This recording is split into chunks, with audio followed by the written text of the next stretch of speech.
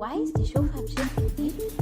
طيب فكرت تتمرد على الواقع وتقبل المرفوض؟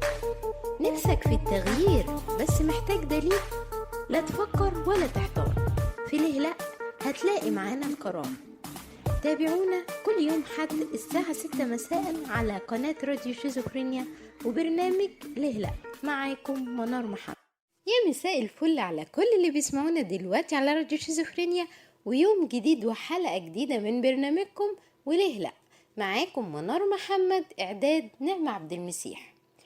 طبعا في ظل الانتشار الواسع للسوشيال ميديا داخل حياتنا بنلاقي إقبال كبير قوي من الشباب والأطفال والكبار على المواقع دي، وعلشان دايما بنلوم على المواقع ان هي السبب في كتير من سلبيات في حياتنا، النهاردة هيكون موضوع حلقتنا ليه ما يكونش السلبيات اللي بيتعرضها السوشيال ميديا احنا سبب فيها.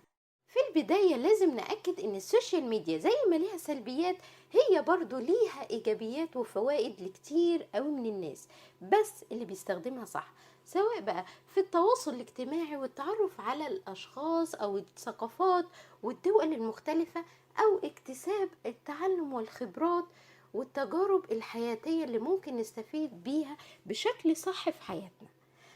لكن الأزمة الكبيرة إن إحنا وجدنا إن السلبيات بتاعت السوشيال ميديا أصبحت خطيرة أو بتهدد حياة الإنسان، وخصوصا أما بينتج عن السلبيات دي إيذاء للنفس أو للغير.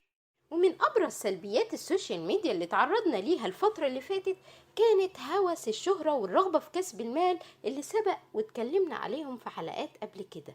لكن المشكلة اللي حصلت ان بعض الشباب والفتيات انجرفوا في طريق الشهرة والرغبة في كسب المال بتقديم محتويات غير هادفة وخادشة للحياة علشان يحققوا الشهرة ويحسوا بقيمتهم اللي فقدوها طبعا سواء من خلال الأهل أو المجتمع.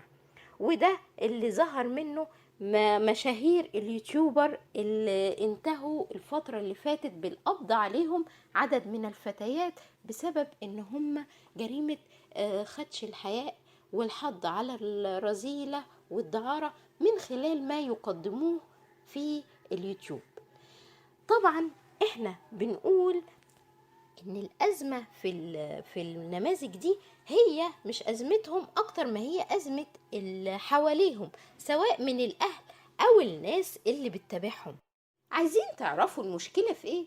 المشكله ان النماذج اللي احنا قلناها دلوقتي هم في الواقع ضحايا لمساله عدم الاحساس بقيمه الذات اللي فقدوها سواء من الاهل او من المجتمع. الناس دي بتحس بعقدة نقص، محدش بيحترم وجهة نظرهم ولا تفكيرهم أو بيحس بيهم، وعلشان كده بمجرد ما لقوا باب أو مدخل يفتح ليهم دراعاته إن هم يدخلوا من خلاله يعبروا عن نفسهم ويلاقوا تجاوب من اللي حواليهم أو اللي بيتعرض عليهم المحتوى بتاعهم حقق لهم الشهرة، ما ترددوش للحظة إن هم يدخلوا المجال ده ولو إنهم هيكون على حساب عرض محتوى يخالف المعايير الأخلاقية في المجتمع اللي بيعيشوا فيه، وإن يكون أساسهم هو تقديم العري والرأس والإيحاءات الجنسية. وطبعا النماذج دي ما تصورتش إن هي اللي بتقدمه ده يكون نهاية مأساوية ليهم وينتهي بيهم بالقبض عليهم زي ما سمعنا مع أكتر من فتاة يوتيوبر الفترة اللي فاتت. طبعا احنا بنرفض ان احنا نشهر بيهم او نقول اسمائهم. انتوا عارفين ازمة الناس دي الحقيقية هي ايه؟ الازمة دي فسرها المتخصصين في الطب النفسي، وقالوا ان الباحثين عن الشهرة بدون تقديم محتوى هادف على السوشيال ميديا بيكونوا اشخاص عندهم شعور بالدونية مع نقص في العاطفة والاحتواء من المجتمع واللي حواليهم، وعادة بتكون شخصيات بيغلب عليها الجانب الهستيري، واكيد طبعا كلنا بنشوف ده في بعض الفيديوهات ليهم.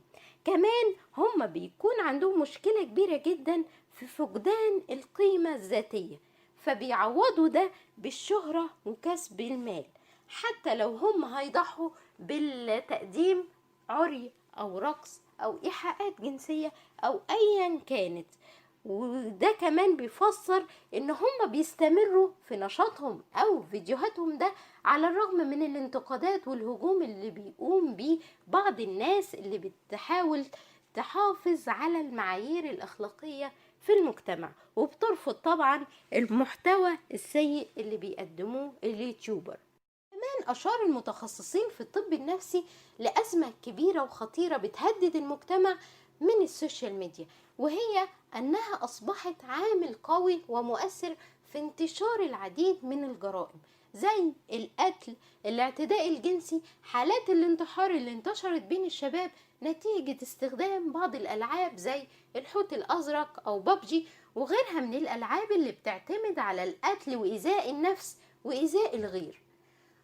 جرائم أخرى كان المتهم فيها السوشيال ميديا سمعنا عليها الأيام اللي فاتت، وهي قيام فتاة يعني عمرها 12 سنة بخنق طفلة عندها 4 سنين لمجرد ان هي شافت فيديو بيقوم بالحكاية دي وحبت ان هي تطبق. وللأسف الجريمة البشعة دي هي واحدة من جرائم كتير بتحصل كل يوم من سلبيات السوشيال ميديا داخل المجتمع. طيب ايه الحل للأزمة اللي احنا بنعيشها دي؟ الحل قالوه بعض المتخصصين وان هم شايفين ان تجاهل الفيديوهات اللي بتقدم محتوى غير هادف دي هو اول خطوات الحل، لان بمرور الوقت نسب المشاهدة هتقل، وبالتالي القائمين على هذه الفيديوهات هيدوروا على حاجة تانية تحقق رغبتهم في اثبات الذات، وطبعا بشكل افضل من اللي كانوا بيقدموه. كمان في عامل مؤثر ومهم جدا هو دور الأهل. لازم يكون للأهل دور في توجيه أولادهم إزاي يقدروا يحققوا ذاتهم بشكل مؤثر وفعال في المجتمع.